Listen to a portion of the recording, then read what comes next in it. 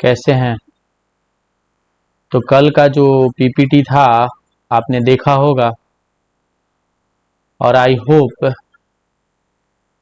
आपको अच्छा लगा होगा। तो आइए उसी सिलसिले में आज हम लोग कुछ क्वेश्चंस उसी पीपीटी से रिलेटेड कुछ क्वेश्चंस कर लेते हैं ताकि हम लोग ताजा रहें। तो पहला क्वेश्चन आपके सामने है जो कि इस प्रकार है। पहला क्वेश्चन है कि भारत में सबसे पहले आने वाले यूरोपीय कौन थे? तो सबसे पहले आने वाले यूरोपीय पुर्तगाली थे। जैसे कि मैंने कल बताया था आपको कि सबसे पहले 1498 में पुर्तगालियों ने भारत में कदम रख दिया और वो कौन था? Vasco D gamma. Vasco D gamma ने भारत में 1498 20 मई, एग्जैक्ट डेट आप अगर देखेंगे तो यहाँ पे है 20 मई 1498 को इसने भारत में कदम रख दिया था। तो इस तरह से सबसे पहले आने वाले पुर्तगाली हो गए। अच्छा, एक और क्वेश्चन इससे बनता है कि सबसे लास्ट में कौन गया यहाँ से? भारत से सबसे लास्ट में कौन गया? तो ये भी पुर्तगाली ही होंगे क्योंकि 1961 में सैनिक कार्रवाई से इन्हें वापस भेजा गया। तो सैनिक कार्रवाई से ये गए थे, तो इसमें भी पुर्तगाली ही हैं। अगला क्वेश्चन देखेंगे। वास्को डी गामा पहली बार भारत कब आया? वास्को डी गामा पहली बार भारत अभी मैंने बताया 1498 ईस्वी में आया था। 20 मई 1498 को आया था। 20 मई 1498 याद रखिएगा आप लोग ये क्वेश्चन। अगला क्वेश्चन देखेंगे। वास्को डी गामा, थोड़ा मिसप्रिंट है यहाँ पे, वास्को डी गामा भारत के किस तट पर पहुंचा? तो वास्को डी गामा भारत के कालीकट यानी केरल में स्थित कालीकट बंदरगाह पर पहुंचा था। ये केरल में है और इसका नाम कालीकट है। कालीकट उस समय बोला जाता था, लेकिन वर्तमान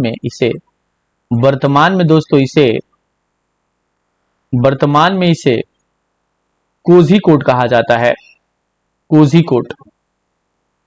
कोझिकोड बंदरगाह कहा जाता है। कोझिकोड बंदरगाह कहा जाता है। आगे चलेंगे। वास्को डी गामा भारत पहुंचा किस सुल्तान, किस राजा के समय? तो देखिए यहाँ पे ये क्वेश्चन है कि यहाँ पे कौन उस समय राजा था। दिल्ली का शासक हुआ करता था 1498 में सिकंदर लोदी। दिल्ली में शासन चल रहा था सिकंदर लोदी का।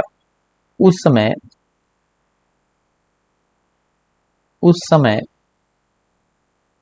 सिकंदर लोदी का शासन चल रहा था, दिल्ली सल्तनत।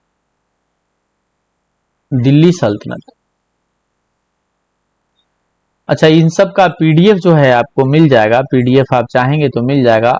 मैंने आपको तरीका बताया है पीडीएफ का कि आपको क्या करना होगा। ये क्वेश्चन का पीडीएफ हुआ या पीपीटी का पीडीएफ हुआ, सारा फ्रेश पीडीएफ विथ एक्सप्लेनेशन यानी इन क्वेश्चंस का एक्सप्लेनेशन के साथ आपको मिल जाएगा। लेकिन इसके लिए एक चार्ज है, एक फी रखा गया है। 199 का पेमेंट करना होगा और पेमेंट करने के बाद स्क्रीनशॉट आप भेजेंगे मेरे मोबाइल पे। स्क्रीनशॉट भेजेंगे और उस स्क्रीनशॉट के आते ही आपके व्हाट्सएप नंबर पे यानी आपके व्हाट्सएप पे मैं क्या कर दूंगा, सारा पीडीएफ यानी ये पीपीटी का पीडीएफ जो थ्योरी वाला क्वेश्चन सेक्शन था वो, और ये क्वेश्चन एमसीक्यू वाला पीडीएफ विथ एक्सप्लेनेशन के साथ आपको सेंड कर दिया जाएगा। आगे चलेंगे। वास्को डी गामा का स्वागत किस शासक ने किया था? तो वहां पे स्वागत करने वाला जमोरिन था। वास्को डी गामा का स्वागत जमोरिन ने किया था। ये कालीकट का शासक हुआ करता था। कालीकट का शासक था ये और इसका स्वागत इसने किया था। अगला question, Vasco D gamma Bharat आने के लिए किस मार्ग से आया था? तो वास्को डी गामा भारत आने के लिए आपको कल ही मैंने बताया था, यहाँ पे ध्यान दीजिएगा कि यहाँ पे अफ्रीका का मैं मैप अगर दिखाऊं आपको कुछ इस तरह से अफ्रीका, अफ्रीका गड़बड़ बन गया, कुछ इस तरह से अफ्रीका है और यहाँ पे केप ऑफ गुड होप था, Cape of Good Hope, Cape of Good Hope, और इसी के रास्ते कहां पहुंचा, कालीकट पहुंचा। तो आंसर हो जाएगा केप ऑफ गुड होप, याद रखिएगा। अगला क्वेश्चन अभी देखते हैं। भारत में सबसे पहला पुर्तगाली कारखाना कहां खोला गया? मैंने कल ही पीपीटी में ये क्वेश्चन था, पीपीटी में मैंने आपको बताया था। तो पहला क्वेश्चन, इसका आंसर हो जाएगा पहला कोचीन में खोला गया था, जो कि 1503 में था। कोचीन में 1503 में पहला कारखाना खोला गया था, यानी फैक्ट्री खोला गया था। अगला क्वेश्चन देखेंगे, पुर्तगालियों ने भारत में पहला कारखाना कब स्थापित किया? आ ही गया। इसमें देखिए गायब है 1503, तो 1503 आप ध्यान रखेंगे, मिसप्रिंट से ऐसा हुआ है, यहाँ 1503 होगा। अगला क्वेश्चन देखेंगे, पुर्तगालियों का पहला वायसराय कौन था? ये तो क्वेश्चन बहुत अच्छा है, आप लोगों को याद होना चाहिए, तो आप लोग कमेंट सेक्शन में बताइएगा। तो पहला वायसराय था, पहला वायसराय अल्मीडा, 1505 से 1509, 1505 से 1509 तक अल्मीडा का शासन था, अल्मेडा का। और अल्मेडा ने भारत में क्या किया था? अरब सागर में, याद करिए, ब्लू वाटर पॉलिसी मैंने बताया था, ब्लू वाटर पॉलिसी लागू किया था। ब्लू वाटर पॉलिसी लागू करने वाला अल्मीडा ही था। बस इसका एक ही काम सबसे इंपॉर्टेंट था, ब्लू वाटर पॉलिसी, तो आप इसको याद रखिएगा, ब्लू वाटर पॉलिसी। अगला क्वेश्चन देखते हैं 10 नंबर, पुर्तगालियों ने किस नीति का पालन किया? स्वतंत्र व्यापार की नीति? बिल्कुल नहीं। नीति को कार्डो? नहीं। नीति टर्बे? नहीं। ब्लू वाटर पॉलिसी, देखिए ये मिल गया आपको, ब्लू वाटर पॉलिसी। किसको लागू किया था? ब्लू वाटर पॉलिसी को। आगे चलेंगे, पुर्तगालियों ने गोवा पर कब अधिकार किया? पुर्तगालियों ने गोवा पर कब अधिकार किया? तो 1510 ईस्वी में, 1510 में पुर्तगालियों ने क्या कर लिया? गोवा पर अधिकार कर लिया 1510 में। और किसने किया था आप बता सकते हैं? अल्बुकर्क ने। किसने किया था? अल्बुकर्क ने। अल्बुकर्क जो कि दूसरा गवर्नर है किसका? Second governor of Portugal, second governor of Portugal. तो इसने 1510 में गोवा पर अधिकार कर लिया। अगला क्वेश्चन देखेंगे, गोवा की राजधानी किसने बनाया? गोवा को राजधानी यानी कोचीन, पहले मुख्यालय इनका कहां था? राजधानी कहां था पहले? पहले इनका राजधानी हुआ करता था कोचीन में, कोचीन में। और ये तीसरा गवर्नर जो था कुन्हा, कुन्हा ने 1530 में गोवा को राजधानी बना लिया। तो आप ध्यान रखिएगा, इसका आंसर हो जाएगा नीनो डी कुन्हा। पूरा नाम क्या था? Nuno da Cunha, da Cunha. इस तरह से है, ये क्वेश्चन को आंसर करेंगे हम। अगला क्वेश्चन देखेंगे, अगला क्वेश्चन है, किसे भारत में पुर्तगाली सत्ता का वास्तविक संस्थापक माना जाता है? ये क्वेश्चन मैंने कल भी आपको पीपीटी में बताया था कि क्वेश्चन भी आई है, कि आप ध्यान रखना कि आपसे क्वेश्चन जरूर पूछेगा कि कम से कम 3 टाइम्स ऑफ दरोगा में आया है, दरोगा में क्वेश्चन आया है ये, कि पुर्तगालियों का वास्तविक संस्थापक कौन है? तो कोई और नहीं, सेकंड गवर्नर अल्बुकर्क। क्योंकि अल्बुकर्क ही, मैंने कल आपको बताया भी था दोस्तों, कि अल्बुकर्क ही वो व्यक्ति है जिसने भारत में स्थलीय किसी शासक को हराया, गोवा के शासक को, और अपना अधिकार स्थापित किया। और ये सबसे बड़ी बात थी, क्योंकि अभी तक किसी विदेशी ने भारतीय शासकों को नहीं हरा पाए थे, और इसने 1510 में ऐसा कर दिखाया। इसीलिए इसको आर्किटेक्ट ऑफ पुर्तगीज एम्पायर भी कहते हैं, और इसीलिए इसको वास्तविक संस्थापक भी कहते हैं। पीपीटी पे आप जाके देखिएगा, जिन लोगों ने ये क्वेश्चन लगा रहे हैं उनको लग रहा होगा कि सर ये क्वेश्चन मैंने तो पढ़ा नहीं, तो आप मेरा पीपीटी जाके देखिए। इससे मैं इसका लिंक इसमें डाल दूंगा, आप जाके इसको देखिएगा, आपको पता चलेगा कि मैंने कितना डिटेल में आपको बताया था ये सब चीजें। अगला क्वेश्चन, पुर्तगालियों ने दीव पर कब अधिकार किया? पुर्तगालियों ने दीव पर कब अधिकार किया? तो यहाँ पे देखिएगा 1505 बिल्कुल नहीं होगा, 1535, 1556, 1600। तो आपको आंसर दिख रहा है 1535, क्योंकि देखिए 1535 में पुर्तगालियों ने क्या कर लिया? द्वीप पर अधिकार कर लिया। अगला क्वेश्चन, अगला क्वेश्चन देखेंगे दोस्तों। वसीन की संधि पुर्तगालियों और किसके बीच हुई थी? वसीन की संधि पुर्तगालियों और किसके बीच हुई थी? तो इसका है गुजरात का बहादुर शाह, यानी बहादुर शाह और गुजरात, इन दोनों के बीच वसीन की संधि हुई थी। वसीन की संधि बहादुर शाह और गुजरात के शासक उस समय था, वसीन की संधि हुई थी। अगला क्वेश्चन देखेंगे। 16 नंबर क्वेश्चन, पुर्तगालियों ने दमन कब प्राप्त किया? पुर्तगालियों ने दमन और दीव, तो दमन कब प्राप्त किया? पुर्तगालियों ने दमन कब प्राप्त किया? तो इसका आंसर हो जाएगा 1559 में। पुर्तगालियों ने 1559 में गुजरात के बहादुर शाह से, गुजरात का बहादुर शाह उस समय शासक हुआ करता था, उसको हराकर इन्होंने 1559 में दमन को प्राप्त कर लिया। अगला क्वेश्चन देखेंगे। कैथोलिक धर्म प्रचार को बढ़ावा किसने दिया? ऑब्वियस ही बात है, कौन देगा? तो इसमें सही हो जाएगा आपका, किसने किया था ये काम कैथोलिक को बढ़ावा देने का? तो फ्रांसिस्को जेवरियल, एक वहां का अंग्रेज था, सॉरी पुर्तगाली था, फ्रांसिस्को जेवरियल, और उसने क्या किया था? ये अपने धर्म का प्रचार करने के लिए बहुत जोर जोर से प्रभावित किया और बहुत जोर जबरदस्ती से इसको लागू किया था। आगे चलेंगे। पुर्तगालियों ने हरमुज पर कब अधिकार किया? पुर्तगालियों ने हरमुज पर अधिकार 1507 में किया था। पुर्तगालियों ने हरमुज पर अधिकार 1507 में किया था।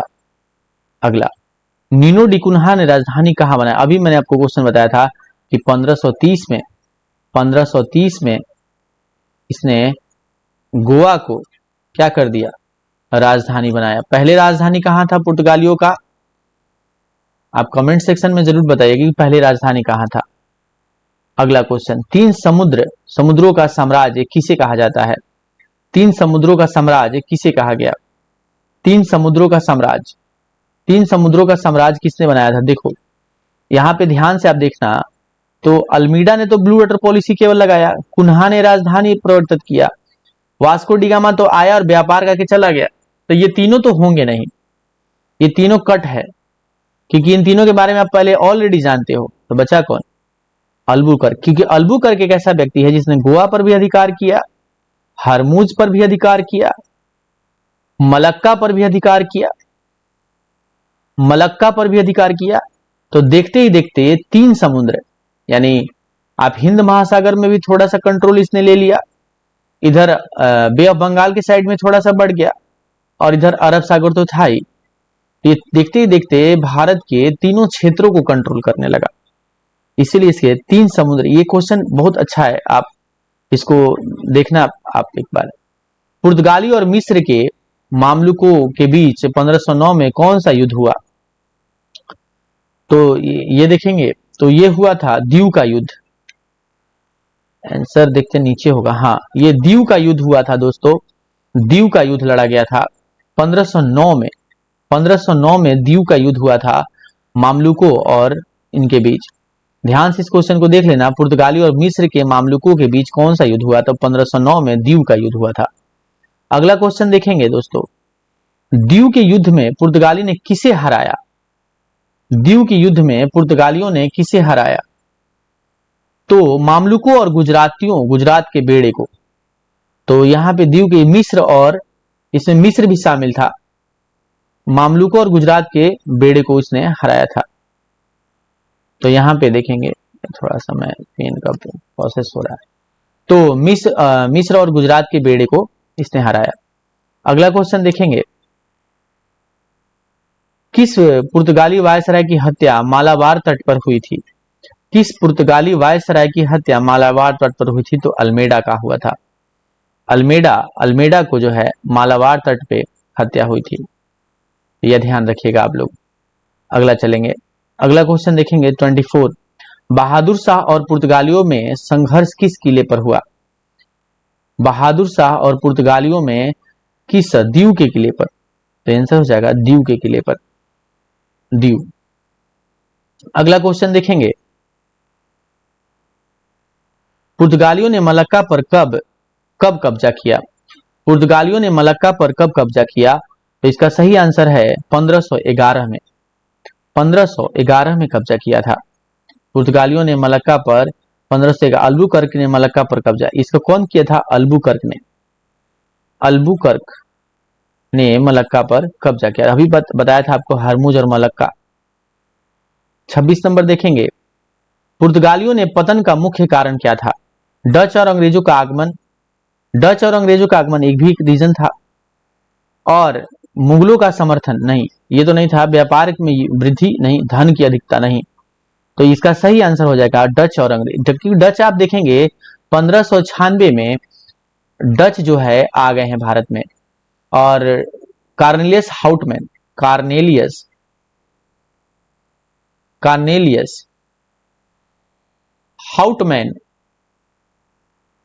हाउटमैन भारत आया, और धीरे धीरे डच भी भारत में अपना पैर जमाने लगे, और सूती कपड़ा के लिए नहीं जाना जाता है। सूती कपड़ा का व्यापार करते थे ये, सूती कपड़ा। और अंग्रेज तो आ ही गए थे, अंग्रेज का कंपनी उधर बन गया था 31 दिसंबर 1600 को। 1600 में ईस्ट इंडिया कंपनी EIC का स्थापना हो चुका था, और 1608 में इन्होंने कदम रख दिया भारत में।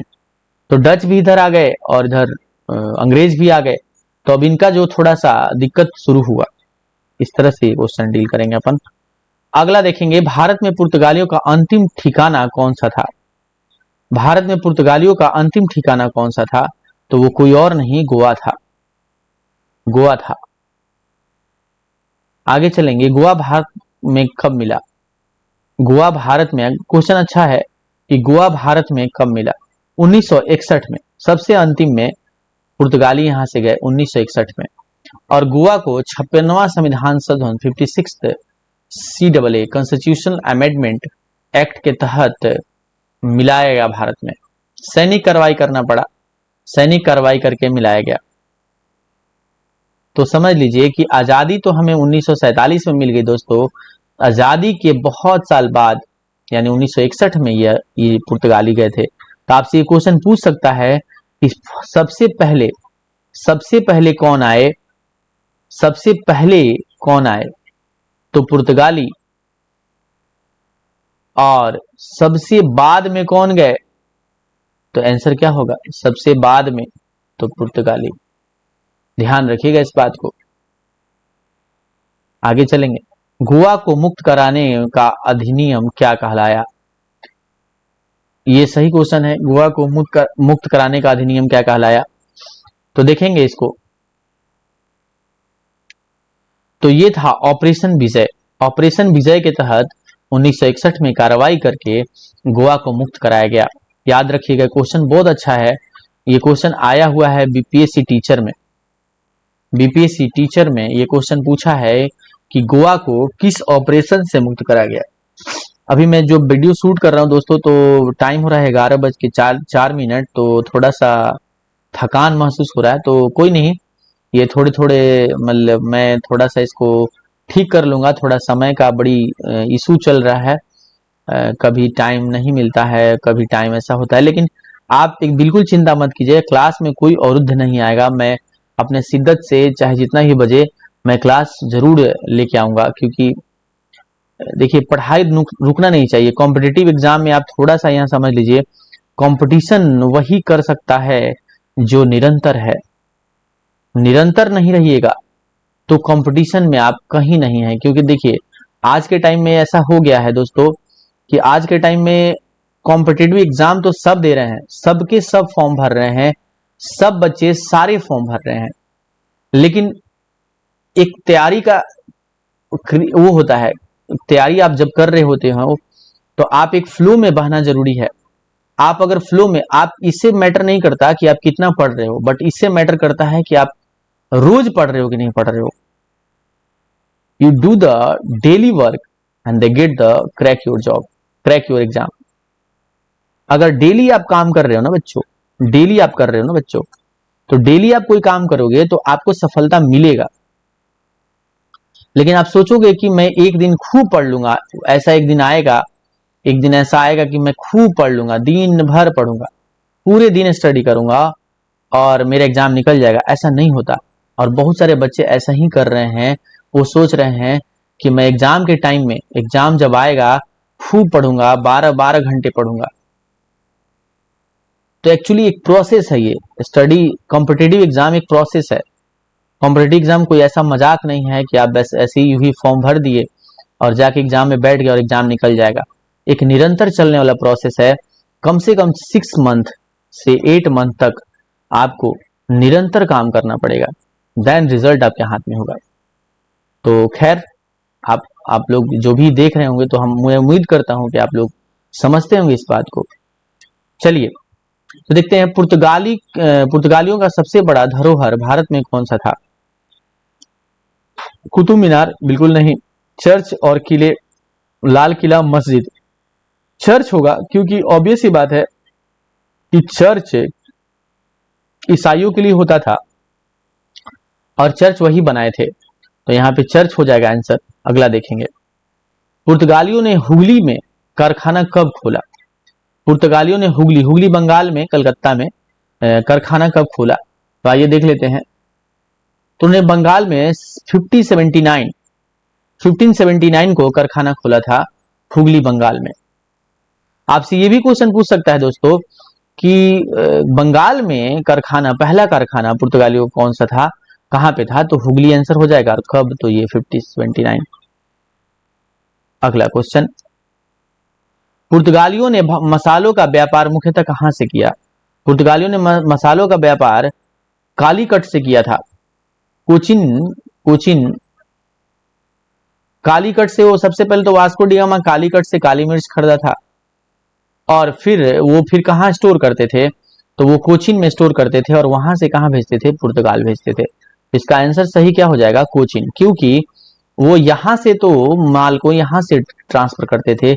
ये तो बस एक नाम मात्र का, शुरू में वास्को डी गामा यहां पहुंचा था, इसलिए यहां से काली मिर्च खरीदा था वो। आगे चलेंगे, पुर्तगालियों ने किस नदी के तट पर बस्तियां बसाई थी? गोमती, गंगा, मांडवी, गोदावरी। अब ये क्वेश्चन थोड़ा सा आपको कंफ्यूजिंग लगेगा, लेकिन अगर आप थोड़ा सा ध्यान देंगे तो आप क्वेश्चन कर सकते हैं। क्योंकि गोवा में कौन सी नदी है? मांडवी नदी है। गोवा शहर जो ही है मांडवी नदी के किनारे बसा हुआ है। तो गोवा में इनका पूरा का पूरा कंट्रोल था, तो हो ही नहीं सकता। ये गोमती कहाँ है? लखनऊ में। गंगा कहाँ है? यूपी बिहार। गोदावरी कहाँ है? गोदावरी कृष्णा, तो आप साउथ में चले जाइए। तो बचा कौन सा? मांडवी। आप ऐसे कर सकते हो। अच्छा, मैं ज्योग्राफी जिन बच्चों का कमजोर होगा, ज्योग्राफी के लिए भी मैं बैच लेके आऊंगा, जल्द ही लेके आऊंगा। ज्योग्राफी स्पेशल का बैच मैं लेके आऊंगा अभी जल्द ही। थोड़ा अभी हिस्ट्री पढ़ लीजिए, तो उसके बाद ज्योग्राफी लेके आऊंगा मैं। और ज्योग्राफी में जब लेके आऊंगा तो मैं सारा डिटेल आपको ज्योग्राफी का दे दूंगा, कैसे कैसे नदियां हैं, क्या है, तो सब बात करेंगे उसमें हम लोग। भारत में इक्विजिशन कोड किसने शुरू किया? इक्विजिशन कोड, तो ये शुरू कौन करेगा? तो ये जेब्रियन ने करेगा, फ्रांसिस्को जेब्रियन। ये भी थोड़ा थोड़ा काम किया था, कुछ कुछ, तो ये याद रखिएगा। तो अगला चलेंगे, वास्को डी गामा भारत का तीसरा दौरा कब किया? तो ये बहुत अच्छा क्वेश्चन है कि वास्को डी गामा ने भारत में तीसरा दौरा कब किया था। तो वास्को डी गामा ने भारत में तीसरा दौरा 1524 में किया था। देखिए, पहला दौरा उसने 1498 में किया, दूसरा दौरा 1503 में किया, तीसरा दौरा उसने 1524 में किया। ये 3 दौरे उसने भारत में किए थे, 3 दौरे। तो ध्यान रखिएगा इसको।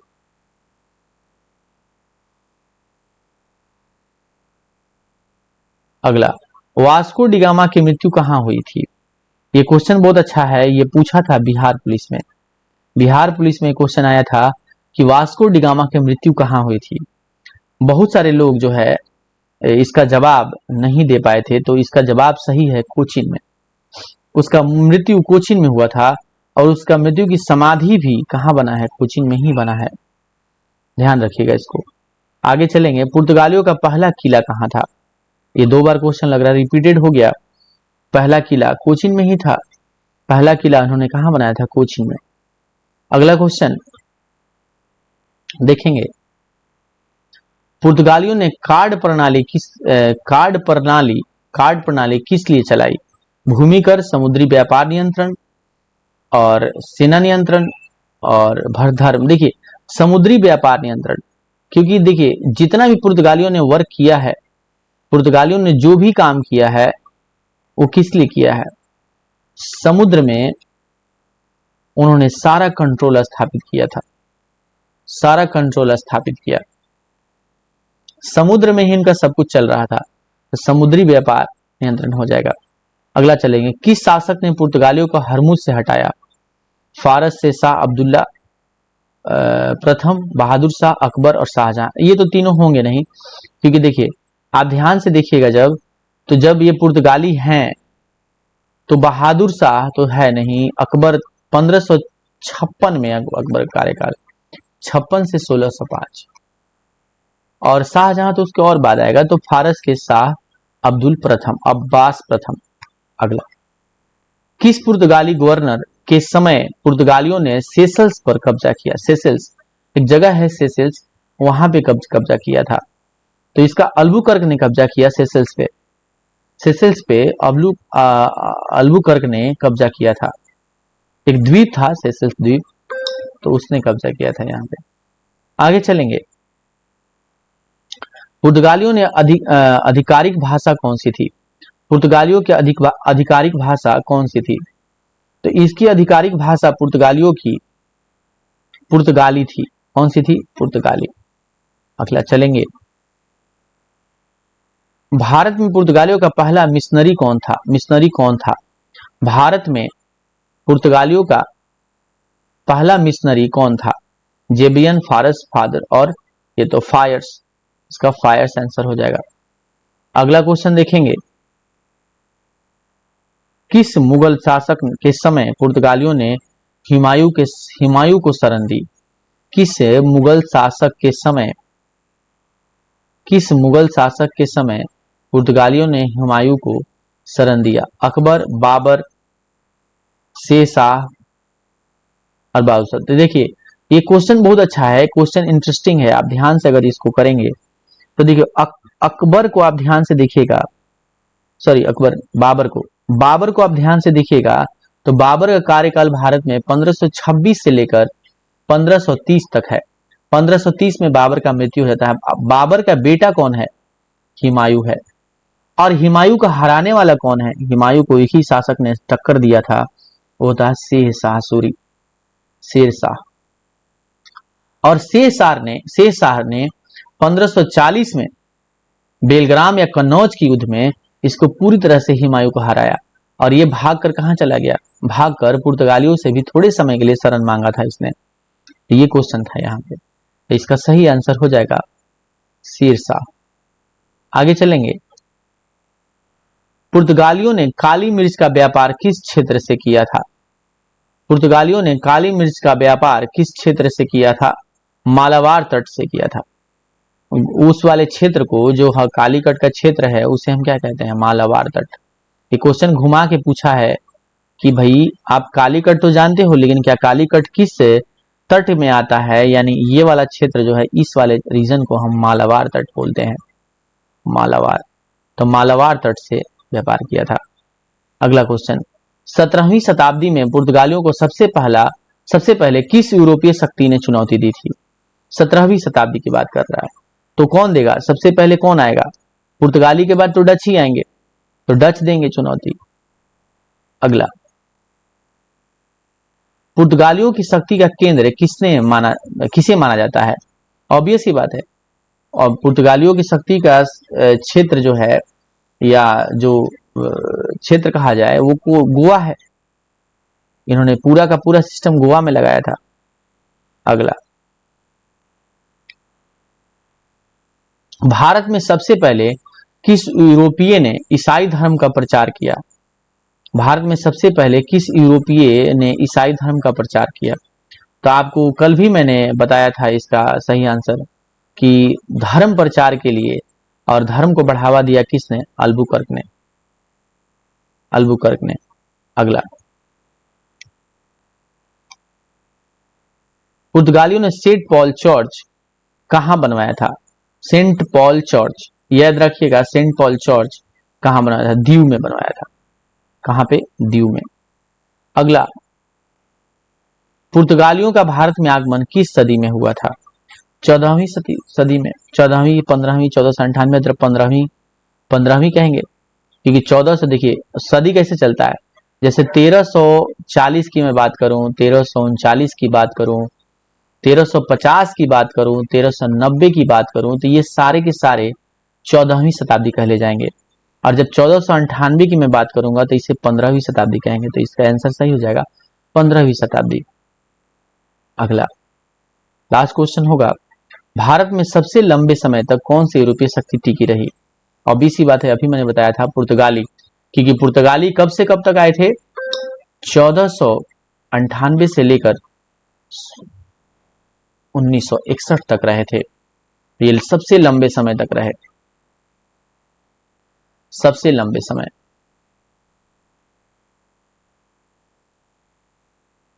ठीक है दोस्तों, तो देखिए इस तरह से हमने 50 क्वेश्चन पुर्तगाली से कंप्लीट किया।